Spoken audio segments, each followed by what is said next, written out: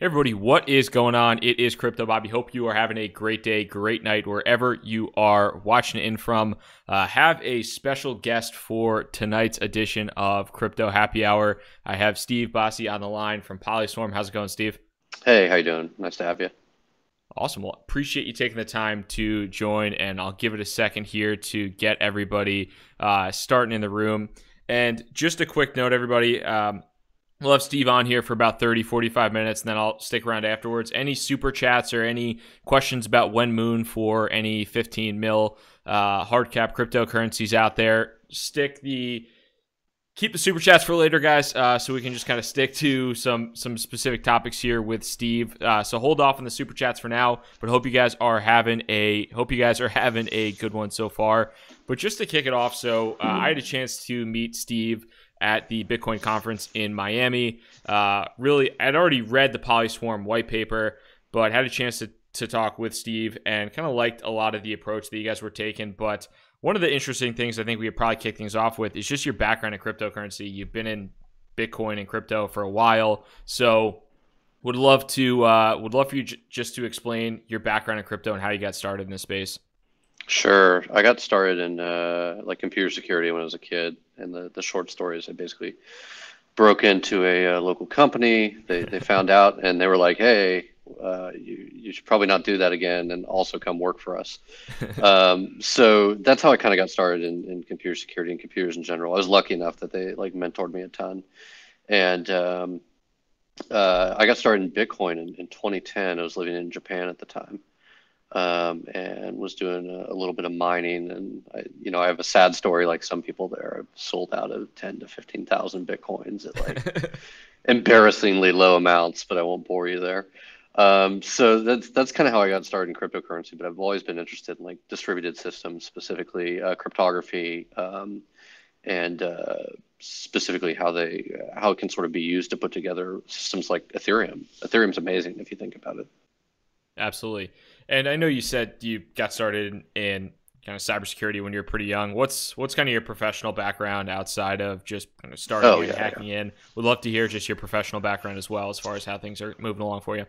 Sure, sure. So I'm a computer engineering and a undergrad in computer science master's. I started a security company. Well, went through a couple startups. Used to work for a government research lab in computer security specifically. Went through a first startup that I was actually doing out in Japan, and that failed. It wasn't my own startup, and started NARF Industries, which is a security R&D company. And we built a lot of interesting sort of R&D solutions and software stacks for the likes of DARPA, and did a fair amount of work for commercial clients. And that's sort of where PolySwarm was born as an idea. Nice, nice. Yeah, and so like I said before to everybody who's watching right now, so I read through the PolySwarm ICO. I thought it was pretty interesting, so I was excited when I saw you were actually at the Bitcoin Miami conference. But for anybody who's not familiar with PolySwarm, what's like the high level overview? What are you guys trying to do in the crypto space? Sure, sure. So we're trying to decentralize antivirus essentially. And the idea is that today you pay a single vendor your yearly subscription fee, and they provide you with, an antivirus software and some updates, right? And that's fine, but there's no way a single vendor can basically catch everything that's coming out worldwide. So our sort of basic idea is that instead of paying a single antivirus vendor, you should be paying the PolySwarm network. That's the same subscription fee, and by you we mean the enterprise or the end user, right? And the PolySwarm network's job is to actually tokenize that subscription fee, chop it up, and basically reroute it to security expertise around the world that are maintaining what we're calling micro engines, which are smaller antivirus programs, but Sure. taken together, it's more comprehensive than a single vendor solution could ever be. Gotcha. And I know there's kind of a couple different main vendors out there right now, and there's I think some different recent security flaws where one vendor might have had decent coverage for it and a couple other vendors didn't, and depending upon how your relationship with those vendors, you might have had coverage for those. Could you, I guess, talk a little bit about that too? I think that it seemed like one of the big use cases for you guys is just having kind of more comprehensive coverage than just one or two different vendors in the cybersecurity world. Yeah, so I mean, it's not so much that they all miss threats in the end, it's that they sort of push updates that deal with those threats, at a different pace, right? Sure. And we're sort of trying to create a world where if you have this worldwide, security expertise that you have access to, you basically get access to coverage a lot quicker than you may with a single vendor who takes a week or 2 weeks to sort of push that out to all of their clients, right? So, I mean, a good example is something like WannaCry, right, where it's sort of locking. The idea was it was a cryptocurrency ransomware, right, locking up funds and locking up people's machines until they paid out. Sure. Essentially a fee to get them unlocked, right? If as an antivirus company you don't detect that and don't do it quickly, thousands, maybe millions of your users are at risk, right? So we're really trying to improve that situation where every antivirus company has to do the same work to cover that threat, right? In PolySwarm, if a couple security experts across the platform pick up on it pretty quickly, then in theory you're protected, right? And that's the basic idea. And with the security experts, so it looked like, at least from my understanding with Whitepaper, it could be an individual security expert. It could be a company creating software for it. Could you talk a little bit about like how security experts are contributing to the software? And then just one quick note before you answer that. If you guys have questions in the chat, feel free to throw them in, and I'll keep an eye to see if there's any solid questions, and I'll definitely pass them forward as well. But yeah, getting back to that, if you need me to go back through the question. No. Cool. Yeah, actually restate the question. I sort of have a lot floating around in my head right now. Yeah, so just as far as the security experts go, it sounded like there's individual security experts, and then there's also companies as well. Got it. Yeah, so we built PolySwarm because we had this internal frustration, right? Inside of NARF, we had a small patent portfolio for like something like exploit mitigation solutions, a couple of things that were really narrow and really focused, but really powerful in their specific field, right? Yeah. And we'd go to like our friends in enterprise and we'd say, hey, can you, what do you think about adopting this in your network? And they say, that's great, guys, but I really need something that's like a cohesive, comprehensive solution. So come back when you've got that.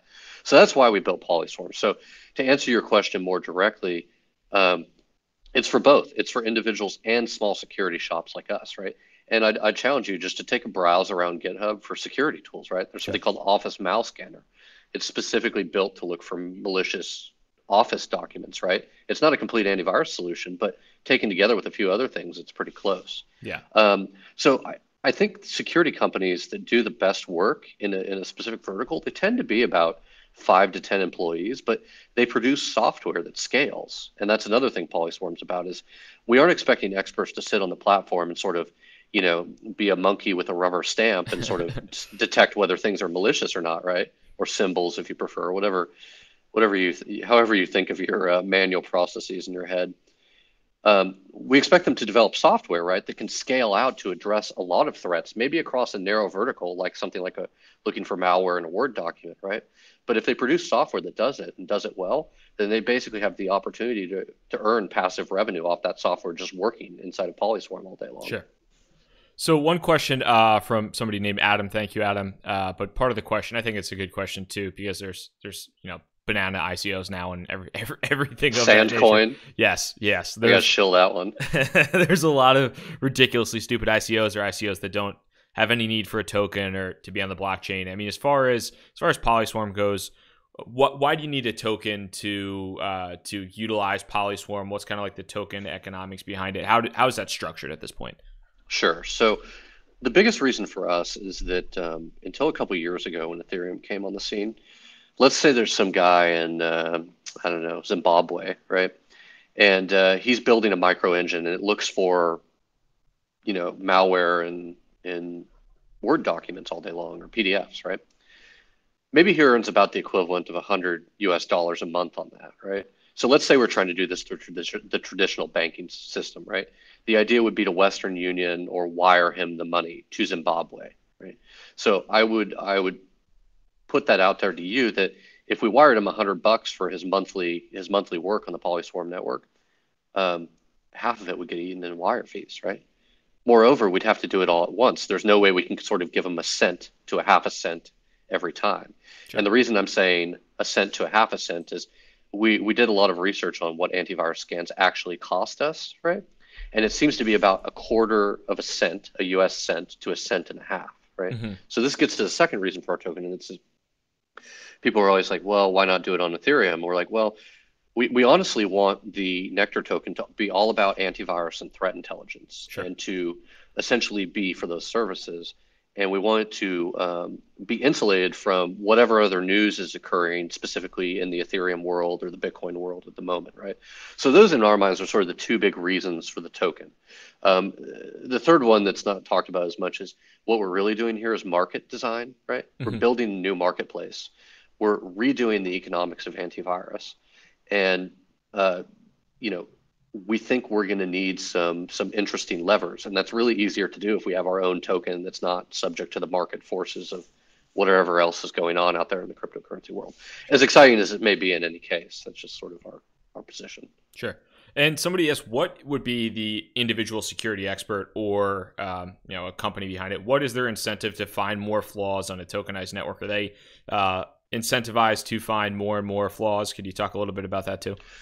Yeah, so I want to be real clear.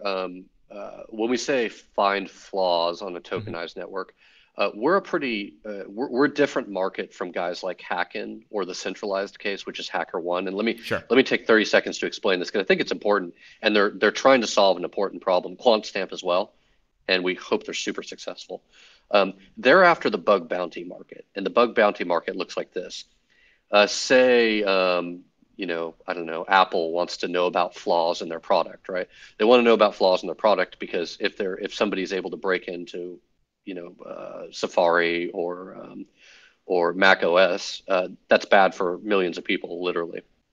So they put what's called a bug bounty out there, and they say, if you have some sort of security vulnerability, we'll pay you $1,000, $10,000, $100,000, right? And that's great. The trouble is it requires real human intelligence and manual intervention to understand if what someone's giving you actually is a vulnerability in the project, right? And if they should be paid out for that. And that's what Hacken is trying to understand. And QuantStamp's a little bit different. They're offering bug bounties for auditing smart contracts, right? Making sure smart contracts are essentially written well. And that's great, but it's not our market. Our market is enterprises and end users coming to the PolySwarm network and saying, hey, I have this thing, and we call it an artifact, file, URL, whatever, right? And I basically want to know, should I open this or not? Should I mess with this? Is it malicious, right? Because maybe I got it out of email or downloaded it off the internet. So the difference in our market is bug bounties are about average transaction value, about $500, 500 US. And there's probably thousands of bug bounty transactions per year. Now, if you look at virus scans, what you may not realize is every time you open an email attachment, that's scanned by some antivirus engine somewhere. It's more likely that happens, right? So that happens on the order of billions of times a day. And it costs between a quarter of a US cent and a cent and a half. Right. So we're a much different marketplace in terms of bug bounties. So if you can repeat the question to me, I just want to make sure I got everything in there. I think that was it. I lost it in the I lost it in the comments. Sure. There's been a couple. But going off to something else we talked a little bit about, but just kind of regulation in general. And there's a couple of people. I saw somebody tweeted, and there was a response from somebody in your team. Just as far as the ICO itself and U.S. investors, and there's a couple people saying, "Hey, is there a reason U.S. investors can't participate in an ICO?" And then also somebody else, asked, "Have you talked to the SEC about regulatory purposes or anything like that?" As somebody as a CEO of a company that's running an ICO in the near future, what's been your experience with regulation? Is there? I know it's kind of a whole brand new industry and everything like that, but would love to just get a little bit of a thought process there, and as far as the reasoning to kind of part two on that, as far as U.S. investors not being able to participate in the ICO, and the thought process there, just so there's clarity too, because that's certainly been more common in the ICO space, obviously, as well. Yeah, so I mean, this is kind of the bummer point of this discussion, right? Like, I grew up here, right? Like, I built my life and my business here, and it's a bit sad for us because it's we're really trying to innovate and solve a real problem here. But I think the SEC is trying to do the right thing in a couple cases, right? Outright fraud is bad, right? Yeah. Like, don't take people's money and don't try and do what you say you're going to do, right? That's not good, and that's why securities laws exist, right? And we get that, but you know, for us, we simply looked at it and we're like, there's no clarity here. You know, our legal counsel half the time goes, oh, I don't know, and you know, we won't know for a while, right? And so I think that was the main reason, was we just don't have clarity, and they don't seem very interested in providing it, right? You know, and sort of working with this community. And you know, we're security guys, like we're building this to protect like people from malicious instruments on the internet, right? Like that seems like a pretty decent goal, right? But I guess we're not so interested in you know, in having in being in a place where instead of building, instead of innovating, we're looking over our shoulder and waiting for them to, you know, not like something we're doing, because we don't even know what that something is yet, right?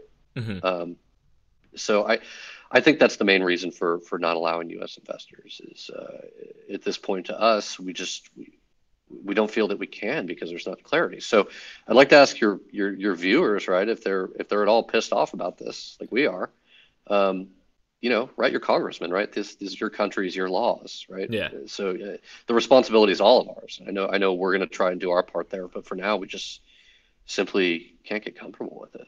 Yeah, and I totally agree. I mean, I think it's an unfortunate circumstance in a lot of respects, and you know, with running an ICO, there's obviously a lot of people in the U.S. that want to participate, but there just isn't that clarity from regulators. And I think that is that's one of the big issues, like you had mentioned, is there's just no clarity. And I guess from your perspective, I don't really know the exact. Some people are saying I'm pissed. I'm super fucking pissed. Can Puerto Rico participate? Which countries besides? Is it just banned to the U.S. or not banned? Is it restricted to U.S.? That's one other question. Anybody outside the U.S.? So I'm actually sitting in Puerto Rico right now, and I want to ensure everybody that this is the U.S. and it's you know, things are actually decent down here, so they deserve your tourism dollar if you want to take a nice weekend somewhere. But yeah, it is the U.S., guys. So Puerto Rico's out too. I apologize. And yeah, I mean, so I don't know where I fall in that spectrum. I fall in that spectrum of, you know, let's build something and show how great it can be. And you know, I would very much like to do this in the U.S., but you know, I'm not sure that I haven't seen much of a, like, let's have a question about creating a regulatory sandbox or some framework to do this in. Let's experiment with it, right? It's more of a like a you know, I don't know what it is, to be honest. Yeah. And this might be a question that's kind of maybe beyond the scope, but just so other people know too, and maybe this has come up in terms of legal, but if a company is, not that you're doing this, but if a company is to run an ICO in the US and regulation comes out later, exactly what you're trying to avoid, have you talked to anybody that's given like an understanding of like what could happen as far as, do you have to return funds? You know, are you open to lawsuits, things like that? Is that basically what you're trying to avoid? Yeah. So, I mean, I'm not going to comment so heavily about all that. I think my lawyers are nowhere near me, but I can feel we could move somewhere off of it. No, I mean, you know, we're trying to comply with the law, right? And we feel the best way to do that is to not have U.S. investors in the sale. Yes, absolutely. That's sad, but the reality. So again, you know, write your congressman. You know, if you're upset about seeing, you know, innovation like this leave the U.S., I'm not happy about it. So one question too, as far as the anti-malware engines, and I'm not sure, I don't know too much about the background in this, but says, are the anti-malware engines that you are building, and I'm not sure if this would be more geared towards the actual security experts in your platform, but are they based upon signatures? Are they based upon behavior? Any thought on that? Yeah, so in reality, the security expert can do whatever they want, right? So most antivirus engines today are hybrid between signature and what are called heuristics, so behavior, right? In our system, security expertise can do, you know, one or both, right? Mm-hmm. It's up to them what they put in their micro engine. More specifically, their micro engine doesn't necessarily have to handle every file format in the world. That's one of the strengths. Where PolySwarm's job is to build comprehensive coverage from a bunch of disparate micro engines, right? Sure. So we actually think this is an advantage, right? People will be able to focus in on either high volume targets like Word docs and PDFs, or I've told this story several times, so I apologize if your listeners have heard it before, but there's this office suite in South Korea called Hancom Office Suite, and it's basically the Microsoft Office of South Korea. It's not produced by Microsoft, but it's a huge malware vector for them. But like 2 Korean antivirus companies actually handle the file format, right? So, if an expert's got a niche like that where they know people are, this is a malware vector and there's a lot of these files out there, they could write to that as well, both in behavioral and signature based. And we hope that this will actually lead to a lot of innovation in the space and actually make that mean time to detect new threats like a lot smaller. Instead of on the order of days or weeks, it's like hours, right? Just because people are hyper focused in some area. Yeah, absolutely. As far as finding and kind of bringing security experts as well as end users, do you have a specific like go-to-market plan as far as incentivizing both security experts and then end users as well, or be it end users or actually the enterprises that would use that too? Any thought process as far as the go-to-market plan? Because it seems like almost maybe a little bit of like a chicken and an egg problem where you might have end users or enterprises, but if the security expertise isn't there, maybe the value isn't there as much. And then also on the other end of the side, if there is security expertise, but there's nobody actually consuming that expertise, then the balance might not really be there as much either. Right. So again, one of the reasons for automation for us, right? So like that micro engines from the security expertise are, always online and can sort of deal with any sort of volume spikes or unsmooth traffic. That's why we're not focused on the manual thing. To answer your question, it's a two-sided market, right? So yeah, it's going to be hard. Our thesis is that we should focus on some of the enterprises first from what we call the demand side. So the demand for essentially expertise, for security expertise and micro engine scans is we're going to focus on the enterprise first. And the way we're going to do that basically is by open sourcing and creating a lot of connectors, right? So you can think of PolySwarm as a generic backend for antivirus and threat intelligence services, right? Okay. And our strategy is to basically make as many open source front ends that can get traffic into the network as possible. So connectors for things like Exchange servers that do email on the inside of the enterprise, right? The other thing we want to do is open source an antivirus engine that uses PolySwarm as a backend, right?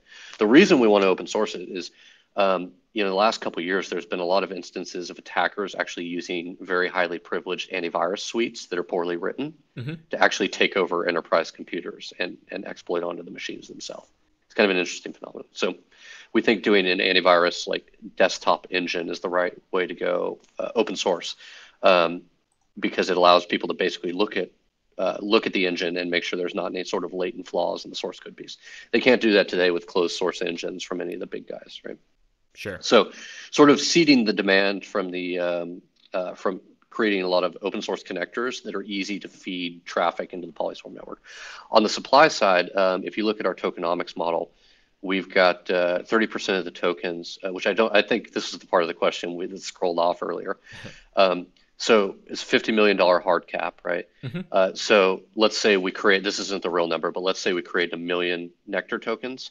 We take 30% of that number, or 300,000 Nectar tokens, and 150,000 of those tokens go back to seeding the network, right? Go back to, if we identify a tool on GitHub that we really like, that's a really good security tool, we want to go out and find that developer and say, look, here's a couple thousand Nectar, right, to start your tool out. Go ahead and get it onto the PolySwarm network so it can be there to basically examine files, right? So that's how we sort of get the supply side seeded. We've been involved in the security community for a long time and know a fair amount of people there. So sort of leveraging that network and finding those unique and narrow tools out there and getting them on the network is sort of our first task on that side of things. Sure. And somebody just asked, how will consumers actually pay for the antivirus service? Is it pay per usage? And is it with the PolySwarm token as well? That's correct. So we think that it can be seen a lot like if you have a prepaid cell phone plan and you just top up on minutes every once in a while. So people basically either automatically or manually top up on their sort of nectar supply as a consumer to pay for antivirus services. Again, the agent for them should be open source and free to download and install, and the only thing required to operate is nectar. And really, that's not for us as a company. That's for the expertise on the network. Gotcha. As far as the tech you're building here as well, could you talk a little bit about that, since it is a decentralized platform? Could you talk a little bit about how you plan on building this solution out from a technical perspective too? Yeah, sure. So we have two modes that we discussed in the white paper: bounties and offers, right? And bounties are sort of like a Wild West, like, hey, I've got this file, I'm not really sure about it. Anybody want to comment on whether this thing is malicious or not, right? So that's currently we're basing on top of the Ethereum chain, right? And people always bring up the scalability concern, which we completely get. So the way we're looking at it currently is bounties and offers will be essentially summarized with some frequency via the smart contracts on the Ethereum chain, right? So instead of every bounty getting saved to the chain, it's a summary of thousands or tens of thousands of bounties. So that's how we're sort of scaling in that regard, right? Offers are a bit different. Once you've sort of identified via whatever voodoo or metric you want to use as an enterprise, we'll get to how we make that simpler in a minute. But security expertise that you really trust. For, say, there's a guy somewhere and like he just does PDFs all day long, and you really like his work, right? Based on his reputation or his speed or whatever, you can open up what's called an offer channel to him, and this is sort of like a Raiden style channel, right? Where basically you open up the channel with a specific amount of tokenized nectar on the chain itself, on the Ethereum chain, or maybe on a side chain. And you basically give this guy sub-cent amounts to scan files as you need to. And when the credit on the channel is run out, let's say you put 10 nectar on the channel, right? You either close the channel and open a new one, or basically refresh the credit on that channel, right? So sure. These are sort of how we're dealing with the scalability concerns while still keeping this idea of a decentralized, immutable ledger at the forefront of what we're trying to do. Because as a public service, here's what we think is really great. You know what a hash is, right? Yes. So, hashing a file basically results in this unique value, right? And at the end of the day, when the bounties or the offers are decided, and we know if this file is malicious or not, right? We can save that file's hash without exposing the content. And we can save the determination, hey, the network thought this was malicious or not malicious, right? We can do those two things. We can save them to the blockchain, right? And that's a resource for everybody in the public to, if they ever see that same file again, they immediately know if it's malicious or not malicious as a public service, right? So that data source is out there. That data source isn't presently available from the big guys or from the single vendor model, right? And also, we don't have a great performance record blockchain wise of how any of the big antivirus vendors have done over the past 20 years. Gotcha. And a couple questions have come in, and I think it's an interesting topic too, as far as choosing Ethereum over maybe some of the other platform plays out there now. And I talked to a lot of different founders at Bitcoin Miami about this. What was your thought process in regards to choosing to build on top of Ethereum? And have you heard from any other founders who are doing anything similar? What's kind of the general consensus there as well? Because I think a lot of people are just interested in what platform is going to win, or the next Ethereum killer as well, and all that type of stuff. So a few weeks ago, I read through the Cardano white paper, and I was like basically nodding my head yes, like most of the time, which is rare on white paper reads, right? So I was like, okay, cool. Like, I'm gonna go pull the code, and I'm gonna build this on my Linux box, and that turned out to be a pain. So I think things like Cardano, things like EOS, where they're really pushing the envelope, very cool. I really hope they're successful. For us, the decision to run on Ethereum was really this: look, guys, we're going to go to war with the army we have, right? And today for us, that's Ethereum, because if you think about it, and I think other projects have a lot to offer, especially forward-looking, a lot to offer. But if you look at it, the fact that Ethereum runs and clears as many transactions as it does every day with the block time that it does is like an amazing technical feat, and it works today. So that's why we're starting with it. Sure. Right. Because I don't think we need to reinvent the wheel and do another blockchain plus smart contract project. Right. I think that we can contribute back to the Ethereum ecosystem. And if it doesn't scale to where we need it to be, there are other options that we can look to forking onto, such as Cardano, right? But we're really early days, and I think Ethereum has a good thing going today, and they have challenges tomorrow, but that's okay. Everybody has challenges in this space. Absolutely. Is kind of building on top of that too. I mean, it could be scaling, it could be anything else, but as far as outside of PolySwarm, is there anything else that you're finding just super interesting in the crypto world right now from a technical perspective? What has kind of caught your eye and maybe just seemed really interesting to you? Any projects or anything else out there that have just kind of popped out for you? Like, my answer is not going to be very satisfying here because I've spent most of my time head down on this project lately. Like I said, the Cardano white paper, I like their sort of research focused and experimentally focused approach, right? I think they had a lot of interesting things to say. I think their model of sort of decoupling the layers has worked in the past, right? If you look at how we build like large scale networks like the internet today, right? They're layered very well, right? There's the link layer, there's the IP layer, and then there's TCP and everything above that, all the way to layer 7 to the app layer, right? And that layering has actually served us pretty well, and it has worked well for a long time. I saw what they were trying to do there as sort of an analog to this like really well thought out engineering approach of a layering things, right? So you can decouple layers and swap different ones out if something's not working for you. That was interesting to me, right? So yeah, I'd say just from a nerd perspective, I really like the thoughts behind Cardano. Sure. Somebody mentioned too, maybe from a competitive perspective, what would happen if Nordner Kaspersky is issued their own token? And I guess going to that, do you expect any type of competition from any of the main vendors in like a decentralized manner, or does that kind of just, in my opinion, maybe that would just take away from their business model in general? So check out the website. We've been talking with the CTO or CTO's office at McAfee, and had a great chat with them about just the state of the world. And I think they're very interested in improving it for everybody. So they wrote a nice little blog post about us, and they were like, "Hey, this is an interesting idea." By the way, we were calling ourselves the Swarm Market back then. It's changed if you don't get the link there. No, they were supportive, and they asked us a bunch of questions. We thought about challenges. I don't know if they're gonna try and compete or crush us or whatever.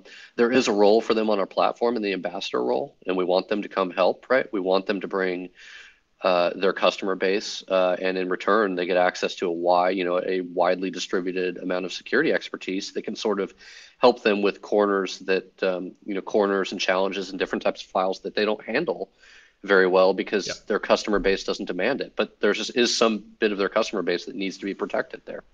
So yeah, I don't know what they're going to do, but either way, we'll appreciate the help or bring on the competition. We're ready to compete. So one question that I'm seeing here too is, why would a security pro accept PolySwarm rather than something like maybe Litecoin, Bitcoin, Ethereum, USD? Could you touch a little bit on that? Yeah, so just that enumeration of things means you have to have a separate payment mechanism for everything you want to do with these guys. If there's sort of so look, we're doing a decentralized marketplace, right? But the idea is simplifying commerce for a security expert wherever they are, right? If you look at how security experts operate, right, we all actually speak the same language. And it's usually x86 opcodes, right? Or put another way, the things that Intel and AMD processors speak, and ARM in some cases, right?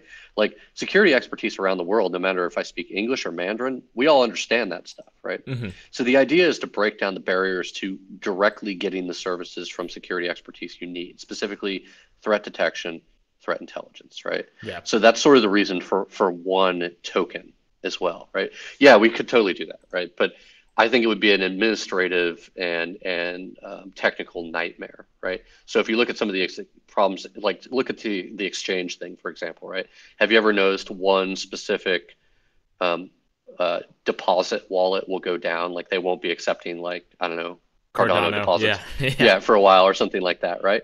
And look at the I'm going to say it, the shit show they face when they have to implement 100 different wallets, right? Mm-hmm. We really just wanted to be down to, look, we're dealing with this token, that's what we're doing, and we're going to focus on this idea of doing threat detection on top of this token. That's our jam, man. Awesome. I'm seeing some jokes in the comments about John McAfee, and I've seen some if PolySwarm ever needs a tweet from John McAfee to pump up your price by like 7,000% once you're on the exchanges, I'm sure that's something you could arrange for 25 Bitcoin in McAfee's DMs. But yeah, right. I've seen the guy across the room one time. I've never actually talked to him at a couple security conferences. He was the father of a pretty amazing company and technology products. I can't fault him for that. No, that's it's just seeing his role in the crypto Twitter world developing. You're probably too busy actually doing things and not sitting on Twitter all day like I do, but he has devolved in the crypto Twitter world pretty heavily, which is actually pretty hilarious. But I hear a third part, like I hear a tweet repeated from him by like a third party once in a while, and it gets, you get a good chuckle. It gets funny. It's just there's an ICO. It was an ICO of the week, then an ICO of the day, then like an ICO of the hour, and then the minute, and then they all just jack up the price a ridiculous amount. And all these people built out bots to. It was bad. It was bad. It was funny though. Maybe I'm a little glad to be busy lately. Then. Yeah. That's probably a good thing. It's been crazy, but. So one thing, maybe last question we could ask, is there anything maybe I missed or anything you want to talk to the folks that are watching right now, anything that about PolySwarm maybe I didn't cover that you feel would be helpful to? No, I think you're pretty comprehensive. I mean, we appreciate all the questions in the Telegram that we're getting so far. We're doing our best to get them answered and actually work on product and do all the other stuff. But no, I think we had a pretty comprehensive conversation. I'm happy to, answer any other stuff if I can. Yeah, and maybe as far as just finding, so I know obviously your website, but as far as finding more out about you guys, could you talk a little bit about how that could be done and where you could do that? Sure. Our website is PolySwarm, PolySwarm.io. We have a lot on there about the project, the team. While we're on the team, shout out to my team. They've been working real hard, and I'm really, I'm lucky to have the team I have, basically. Awesome. Yeah. Well, I don't want to keep you too much longer, so I really do appreciate you taking the time. But I'll certainly be in touch. And if anybody has questions, feel free to reach out to me. Stay in the chat.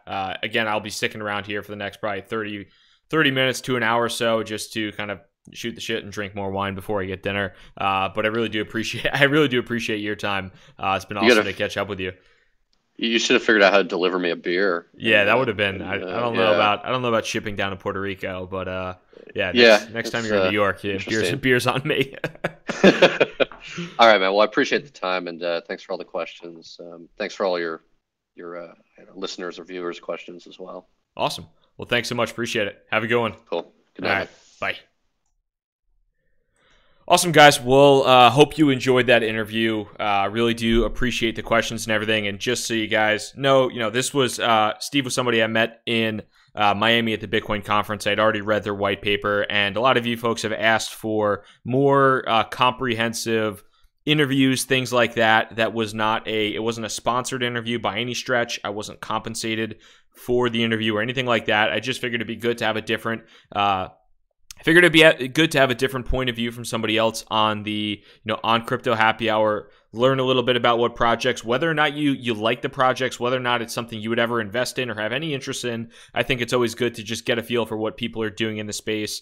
And even like certain things that I think are pretty interesting, like, when Steve was talking about why they chose to use Ethereum and things of that nature. So hopefully that was helpful for you. But now we can just get into the standard crypto happy hour. Kyle mentioned, can I set you up with an interview with Colin from Ryblocks? Yeah, feel free.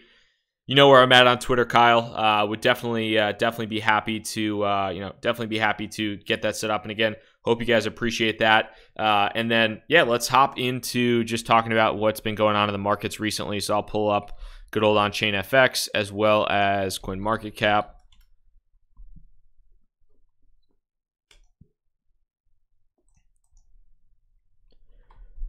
So it's been an interesting day too in the the good old crypto world. Steam is up 30% thanks to the what was it called? The Weiss crypto ratings. So that really drummed up a lot of debate and things of that nature. People are just freaking out about the Weiss crypto ratings. Some people thought it was interesting. Some people are like, yo, this sucks. This is the dumbest thing on the planet. Turns out it was real. There were a lot of people out there that were mad saying, I was spreading fake information this morning when I released that video. There was nothing fake about it. All the information that was in there, that was a leaked PDF that they had out, and then they put behind a paywall. So that was all real info, and can certainly cover that. But it was. Some of these coins are pumping pretty nicely on the back of, some of these coins are pumping fairly nicely on the back of some of this, on the back of the Weiss ratings. I think Steam in particular is doing well there. Looking at, somebody said the Weiss ratings were terrible. Bitcoin being a C+, and I get some of the things around Bitcoin, but you're talking about giving Bitcoin a C+ when it's the largest cryptocurrency, has the most adoption. I don't know about some of those things, so I'm not a advocate for those ratings, but they were something to consider.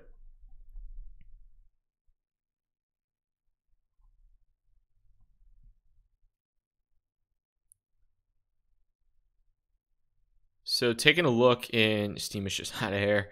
Taking a look at some of these questions here. Did Icon mainnet launch? I don't know if they mainnet launched yet. I think that was coming up in the near future. That might have been today.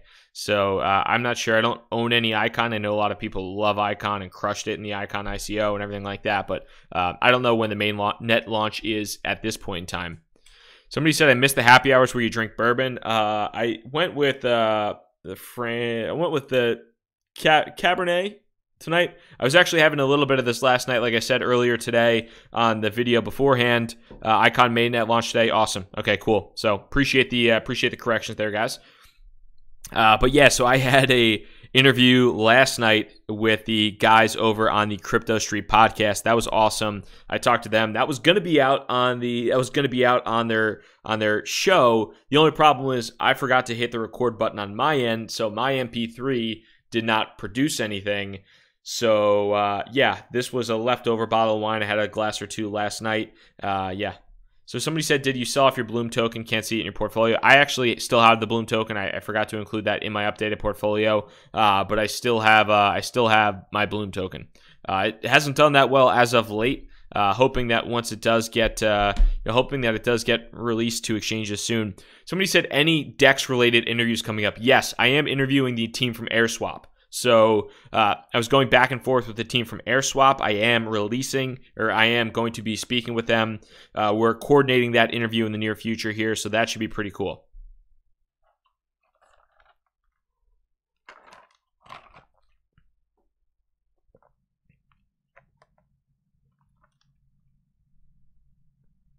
I do still have a little bit of Chainlink. It is one that Crypto Dale. Tip your waitress. Let's see here. Holland here. What's up, Holland?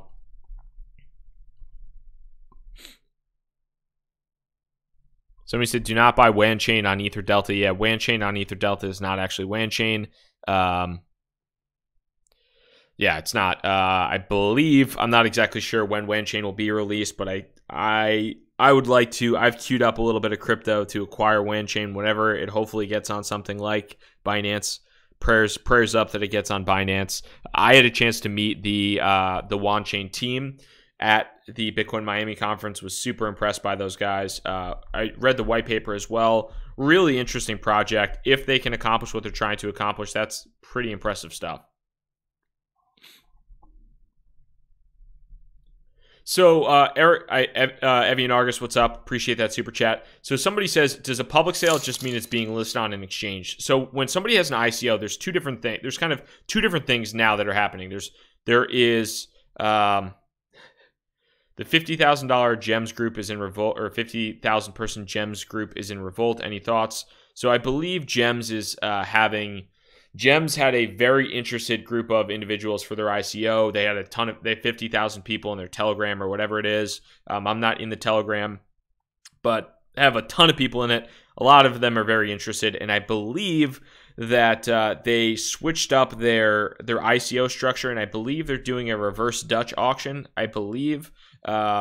So the ICO itself, it's in a different format than most people thought it was. The token economics are a little bit different. I think Ian Bellina, who is somebody from an ICO perspective that a lot of people like quite a bit or trust, came out and said after they adjusted the ICO price that he was not getting into it. And then the CEO or the founder of Gems basically said he said that because we didn't want to pay him. So there's a lot of different things going on too. There was like some drama around that. As far as Ian went with Gems, I've heard really good things about the Gems project, but I've also heard that the updates with how Gems is running their ICO made a lot of people that were investing. I think Ian kind of had a point. So fairly interesting looking at that as far as how they're structuring the ICO. But yeah, I think it pissed off a lot of people. It is what it is, though. But somebody else mentioned, Eric, does a public sale just mean it's being listed on an exchange? So when somebody has an ICO, there's kind of two different things that are happening now. There's typically, it used to just be a public sale ICO where like, okay, we're trying to raise $50 million. What we're going to do is we're going to put up an ETH address on our website at 10 a.m. Eastern time, and anybody who sends Ethereum to that address up to when we raise $50 million will get an equivalent amount of tokens back. Now, what a lot of companies are doing is saying, hey, we're going to raise $50 million, but what we're going to do is we're going to raise 40 million of that in a quote-unquote private sale, and that private sale basically means, hey, we're going to reach out to hedge funds, we're going to reach out to VCs, we're going to reach out to important strategic people in the space, and those people, we're going to try and raise maybe $1 million, $5 million, $10 million from those people, and then that's going to be our private sale, and maybe we're going to have a small main sale. And the reason that they're going to do that is it's easier because most of the private sales or pre-sales are typically accredited investors, so something to consider.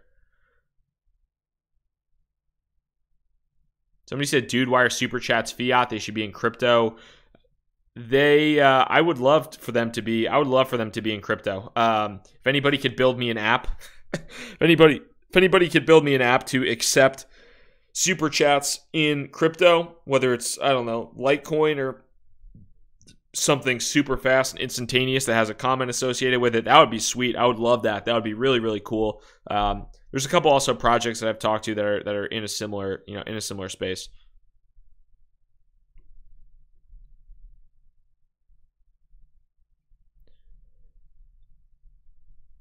Yeah, so Alejandro, I think that the question was just answered by Mima there, but yeah, essentially the reason that U.S. investors can't get into the Nectar token or the PolySwarm ICO, as Mima said, is due to primarily legal and regulatory concerns. And there's a lot of ICOs that have taken that. Investing in, to be perfectly clear, if you are to invest in there is no law right now that explicitly states U.S. investors cannot participate in an ICO. However, the SEC and a lot of other regulatory agencies have come out and said very negative things about ICOs. So the concern, there isn't very much clarity there. So the concern is, hey, if I am launching an ICO, if I am a company and I'm launching an ICO, and I don't know, I don't necessarily know what the government is going to do, what the, I don't know exactly what's going to happen. If I launch an ICO and I open that up to U.S. investors, if 6 months down the road, the SEC comes out and says, hey, we think that running ICOs in the U.S. is illegal, they might have to return all their funds. They might have to do full KYC. They might get in a lot of trouble. They might get fines. So that's a portion of, that's kind of an issue there. And a lot of what helps too is just some of these companies going straight to accredited investors, things like that. And that's also opened up the debate too that Garrett just mentioned, accredited investors and that kind of being an antiquated thing as well. Like, I'm not an accredited investor. I'm not. I can afford to lose money, and I have quite a bit of money in crypto, but I've never registered as an accredited investor. I'm a young dude. I'm actually not 47 years old. Shocker, right? So that's something that I think just it's opened up the debate as far as accreditation, and also in some cases definitely not. And I'm not talking about PolySwarm with this, but there are other ICOs out there. Some of these big ICOs, people talking about Telegram's ICO. They're doing a massive raise. They're raising like $1.2 to $2 billion or something crazy. They're raising a ton of that through hedge funds. And they're getting the best deals, and they're getting these fat discounts, these hedge funds in the Telegram ICO. And there's going to be probably a main sale. But at the same point in time, a lot of the thing around ICOs is like, hey, we're democratizing investment, and we're encouraging user growth. But at the same point in time, when there's 5 hedge funds that own all of your tokens, are you really or are you not? So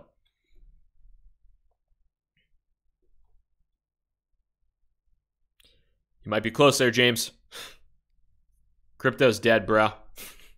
It's dead as a doorknob. Dead as a doorknob. So James mentions an interesting question. When you talk about taking profit, do you turn it into fiat or do you reinvest it to strengthen current positions? So I'm bullish on crypto long term right now in 2018. I do think where we are right now, we're going to see $1 trillion market cap in crypto in 2018, in my opinion. That's my guess, or my opinion, is we're going to see a $1 trillion market cap at some point in time in 2018. So that being said, I do think that any kind of profits I make or anything like that, I'm reinvesting that portion of my portfolio back into crypto, because I think that is going to give me the most outsized returns outside of either sitting in a bank account making 0.5% interest, or in the stock market making 5 to 10% or whatever. So that's kind of my thought process there. Although I haven't risked a ton of my own fiat into crypto, but just because of where I've gotten in, the portion of my portfolio has really grown in terms of my fiat, like my stock market to crypto portfolios. It's actually almost equivalent now, but I'm not taking that money out into fiat just because I do think that 2018 should be a great year for crypto. If you hadn't gotten into AST or Wabi yet, would you do it now or try to wait for a dip? Also curious when you're planning on checking out INS. So I like AirSwap a lot. I think AirSwap is probably one of the cheaper in terms of market capitalization, as well as comparable to decentralized exchanges. AirSwap is much cheaper on a comparable perspective than Kyber Network or 0x. I think 0x might have the most adoption so far. 0x is crushing it with the relayers that are coming on board. They have some really sharp UIs with the relayers, but I do like AirSwap quite a bit. I personally, I don't think it's too late on AirSwap. Wabi is another interesting one as well. I haven't checked out INS too much yet though, but I don't think AirSwap, I don't think by any means it's quote unquote too late, especially when you look at a comparable perspective for what Kyber Network as well as for what 0x are valued at. Although I hold both 0x and AirSwap, and like I said, we'll be having the AirSwap team on the channel in the near future here.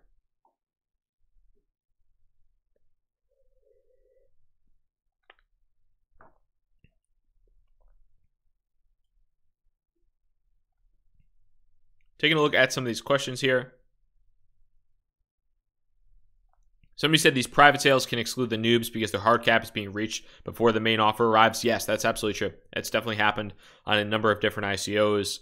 And it's a question of, I think it's interesting because it's a question of some of these ICOs. It's like, hey, we can raise a ton of money from hedge funds, and we can do it raising from a select few. Like, let's say you want to raise $50 million. You're a company, you want to raise $50 million bucks. And you're having an ICO, you want to raise $50 million bucks. What's easier, raising $50 million from 10 hedge funds that all put in, or 10 hedge funds or syndicates or accredited investors that all put in $5 million each, or raising that from 15,000 people that all put in, a couple grand or something like that? It's a lot easier just to do a few of them. But that does remove the decentralization nature of everybody's saying, "Oh my God, ICOs are the best. They're decentralizing investment and they're giving the little guy a chance and all this stuff." But in reality, some of them really aren't. I mean, that's just the reality of it. And even some of the guys that are on there, even some of the guys out there that are on there, crushing it and doing really, really well, especially some of the guys that have like public personas, they're getting into fantastic early stage pre-sale opportunities.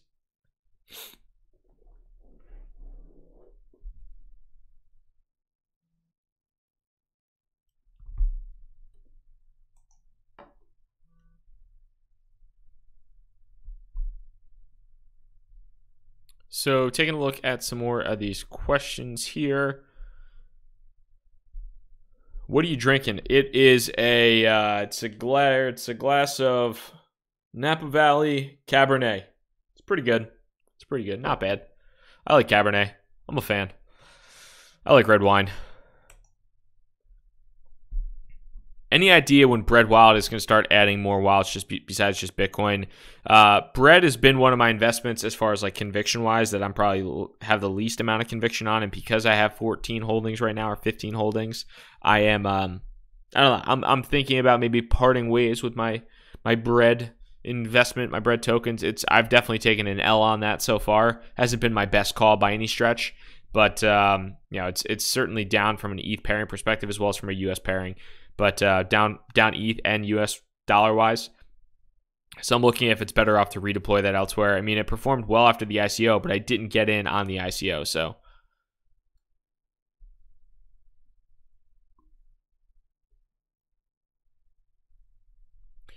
Ronan mentioned, hey, tempted to move out of Monero. Any thoughts on its future? I like Monero. I like Zcash. I like privacy plays. They are not as sexy as some of the other ones out there.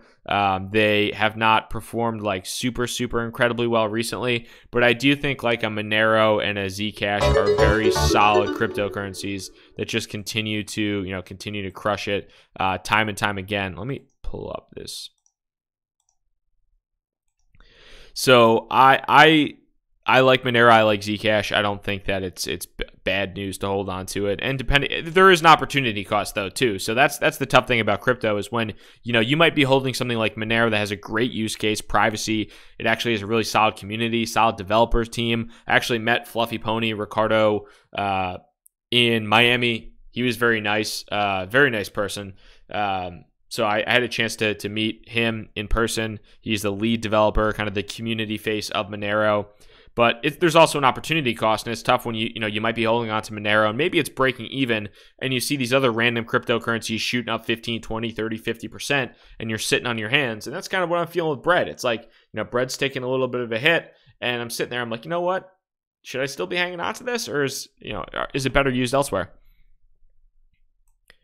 Somebody said gobbled up more NAS, Nebulous, the All-Star team. The fact that it's not in a major exchange is awesome. Yeah, I've been eating Nebulous for breakfast, lunch, and dinner. Dollar cost averaging my way in. I've built up a sizable position in it, and I've actually been fairly impressed by Huobi as well. Huobi isn't a quote unquote major exchange right now, but if Nebulous gets listed to like a Binance or a Qcoin, it's gonna pop. I think, at least. Not financial advice, but MacB, what's going on? Appreciate that super chat. AST0x, Kyber Network. If you were to choose one of them, which would it be? Do you have advice on other good decentralized exchanges? My favorite right now is probably 0x, just because of the relayers, basically the front ends. So 0x is like the protocol that you built, that decentralized exchanges are built on. It's like the open source protocol, and then there's other companies out there that can say, hey, we're going to build a decentralized exchange essentially on top of the 0x protocol. And there have been a couple that have come out there. There have been ETHFinex is one. There is Radar Relay. There's a couple other ones that have built protocols on top of, been built on top of 0x and are starting to get some decent volume. So I've been very bullish on 0x. I do think AirSwap and Kyber Network are also very legit too. But if I had, gun to my head, had to choose one, I would say 0x. Somebody said, isn't it too early to call the performance in Bread? Yeah, it is. It's just an opportunity cost thing too. But What would your approach to WAN be first day? Buy first minute and hope for fast gains, or wait for dust to settle after a couple hours and risk high buy-in? So, I mean, what I would say maybe about WAN, and this is something, or WAN chain, this is something that I think a lot of people are like just itching to get into. Whoever got into the ICO they're gonna crush it. I wish I got into the WAN chain ICO, but these guys are gonna absolutely murder it. And what's gonna happen, I don't know. As far as it goes, I think there's a lot of pent up demand. I mean, the fact that people are super chatting and chatting, saying, hey, what do I do? What do I do? What do I do? Not many other ICOs out there right now that are saying, hey, what do I do when this gets listed on an exchange? So I think that it's going to pop, and it's going to pop hard. I'm probably going to try to buy it as soon as I can. I'll also leave a little bit in case it dips and sells off, but I'm kind of doubtful that WAN coin, WAN chain is really going to sell off after it hits the exchanges. I think it's probably going to get a lot of steam, and yeah, I plan on buying it. I'm hoping it gets added to Binance. I'm hoping. I don't know if that'll be the case though.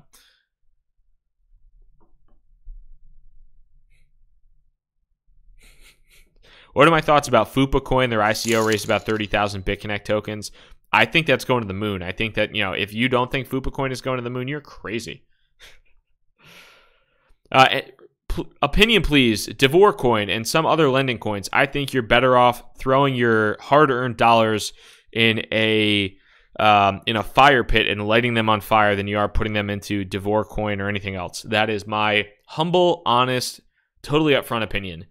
If you look at BitConnect, and again, sorry for anybody that's ever invested in that, because it's been just absolutely brutal.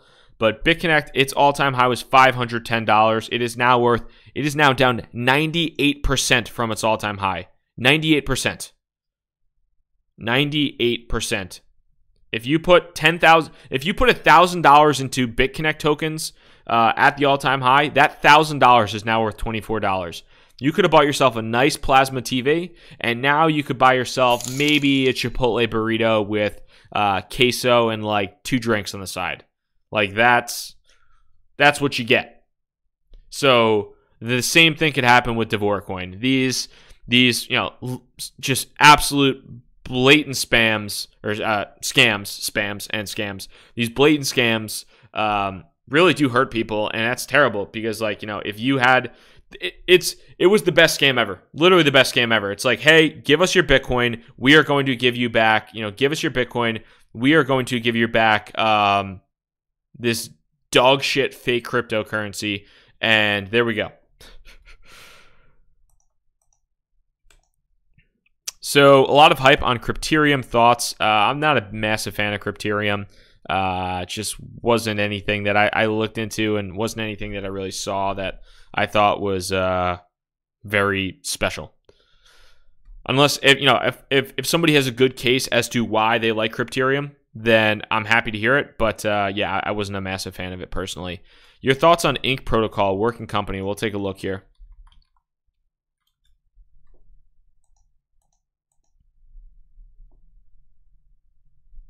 So pre-sale, they have the token sale. They're launching the token. They raised 15 mil. USA, Canada participants. Okay, so there's another ICO too. I have no idea where they're based, but there's another ICO that's not having US participants or Canada or China. So yeah. But I would need to do a little bit more research into these guys to see kind of what the whole deal is with them. Yeah, haven't done a ton of research on them yet. They are backed by Y Combinator, which is interesting, and SV Angel. Oh wow, and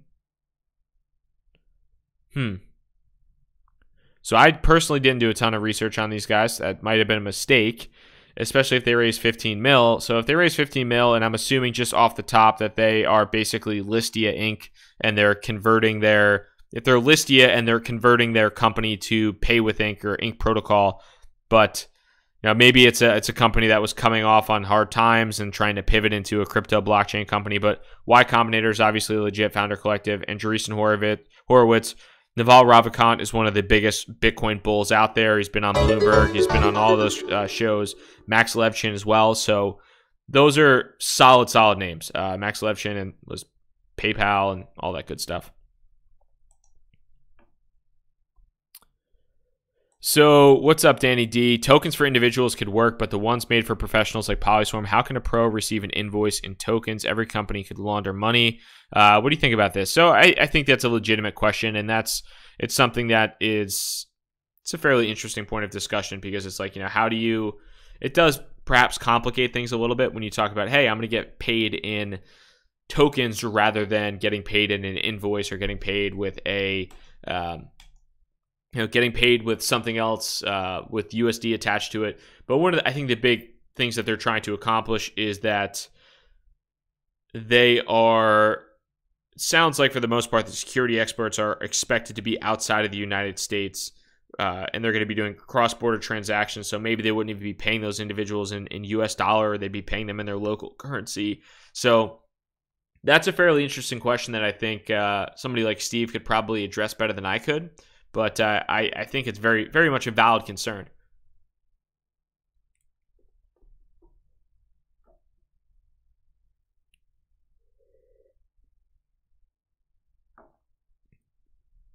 So somebody said, how do you hedge against price fluctuations when being paid in token? I think I was talking to Steve a little bit about this, but as far as opening up the ability to both exchange the Nectar token for either Bitcoin or other cryptocurrency and fiat as well. So I think that's kind of a little bit further down the roadmap, but something that they did have in mind and we're certainly considering as well.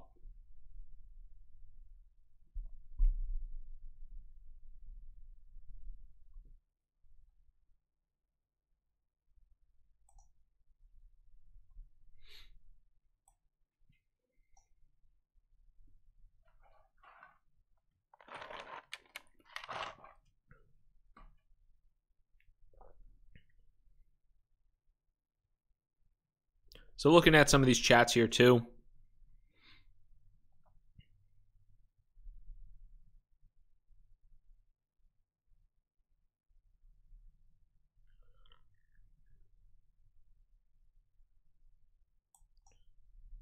you think Bitcoin is going to dip again? It's kind of been in a precarious spot for sure. Right now it's $11,000.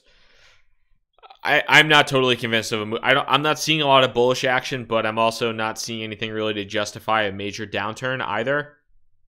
In a lot of respects, my hope would be that Bitcoin kind of chills out here and that Bitcoin is able to stabilize a little bit, have some stability, and then some of these altcoins can have a nice run.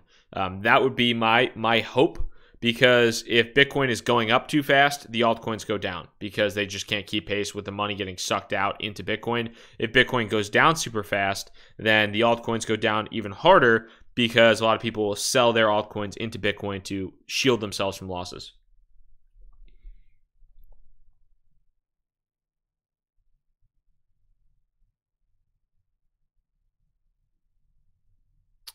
He said, tell me the best wallet to use for safe multi-crypto, please. I personally use a Ledger Nano S. That is what I use. That is what I like. That is my favorite thing out there. I dig a Ledger Nano S. I would recommend either a Ledger or a Trezor. I think hardware wallets are great from a security perspective, from a usability perspective. I'm a big fan.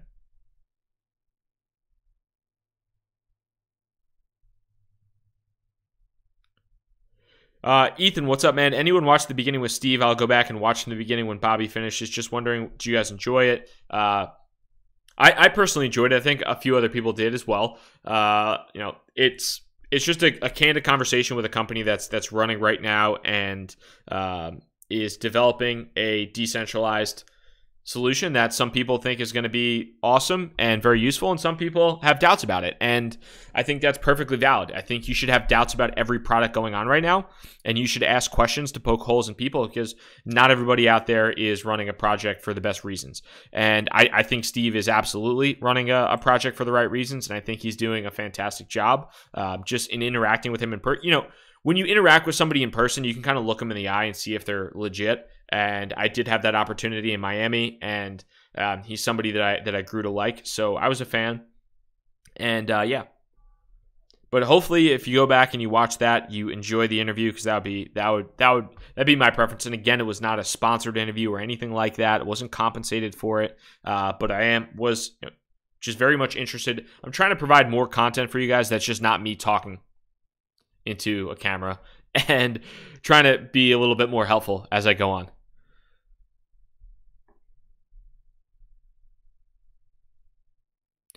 Somebody said all lending platforms are scams except USI. USI is a scam too. So thoughts on the new Ripple partnership. So I didn't see too much about the Ripple partnerships themselves right now. Ripple is definitely one of the best crypto companies, assets out there as far as getting partnerships. The one thing, and with basically somebody tweeted about this, and it wasn't about Ripple, but it's just about crypto in general, is that any partnership, most of the partnerships that are going on now with these big companies is pilot programs. And if you're not familiar with tech, if you're not familiar with software, basically what a pilot program is you're giving a company an opportunity to like test out. It's like a test run.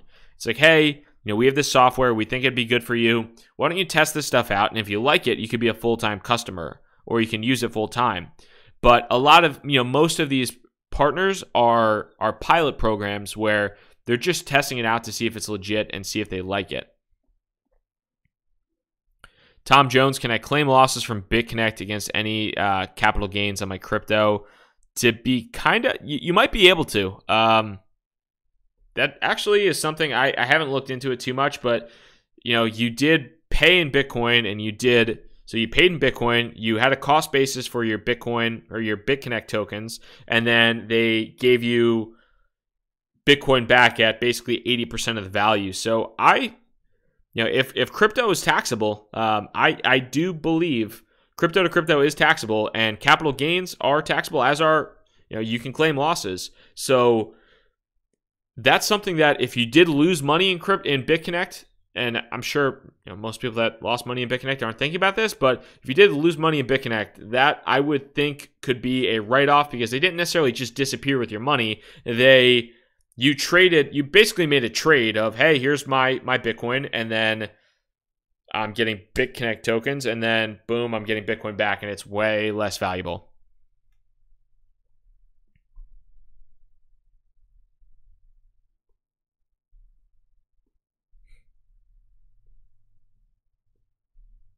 And yeah, I'm not a tax accountant by any stretch, so I would anything of that nature, consult your accountant, because I'm not an accountant. I am not a tax advisor, but my guess would be you'd probably be able to claim a loss associated with that, since you basically just made a trade and you got your face ripped off.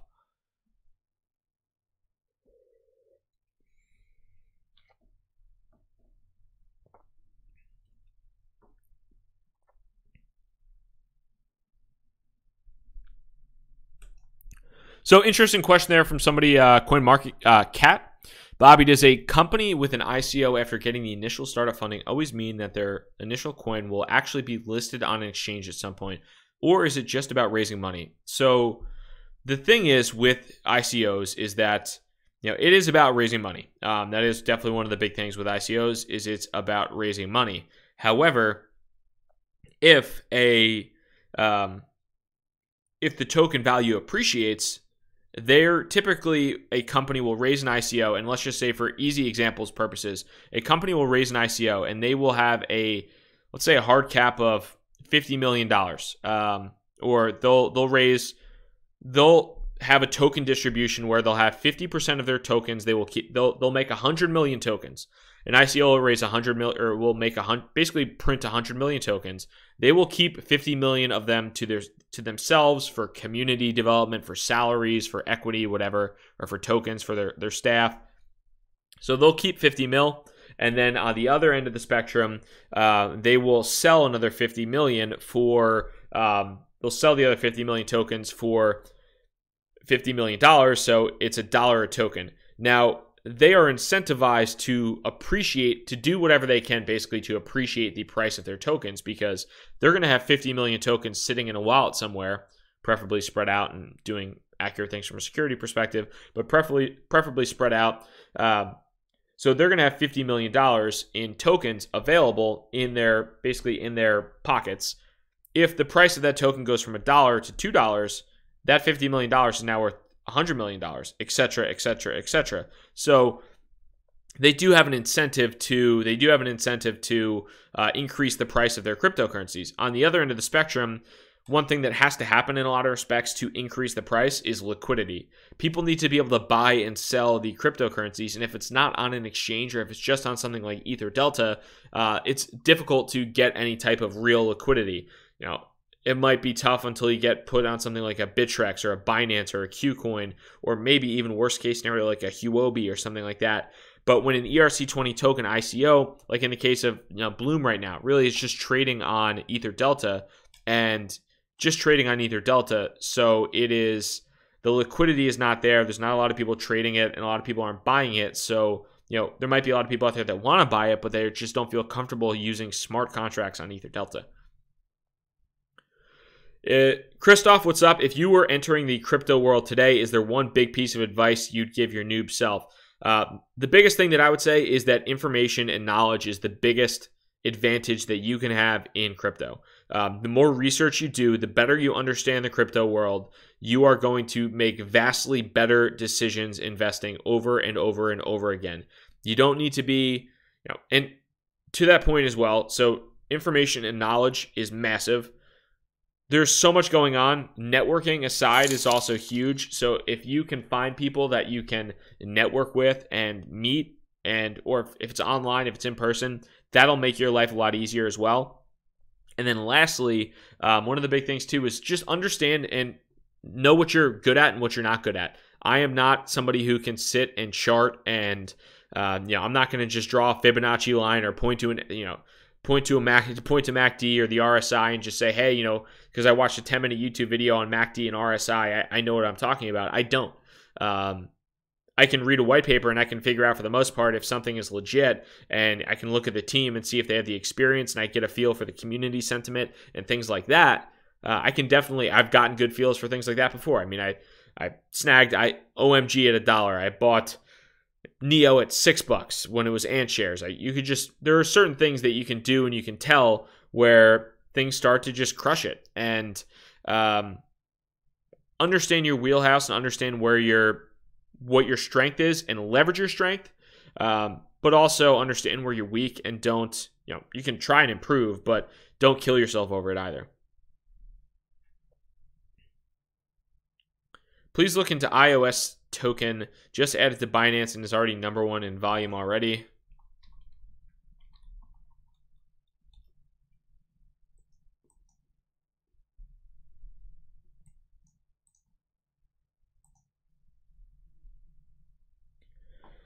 So 18 hours ago, Internet of Services iOS is an innovative and secure blockchain paradigm designed to provide horizontal scalability and high transaction throughput.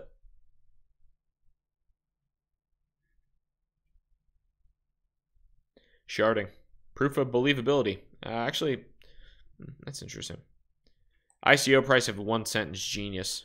I don't care what anybody says. Price matters. Wow, so they ICO'd at 1 cent. It's up 13x from the ICO. When did it ICO? Damn.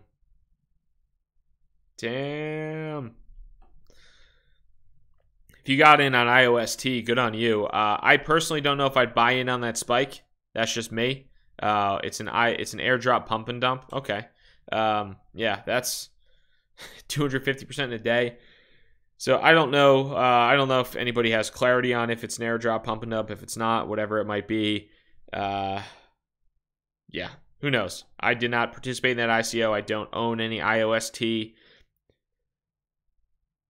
fact that it got added to Binance is certainly good for that. Speaking of liquidity, that's what happens when you get liquidity. You go up 250%.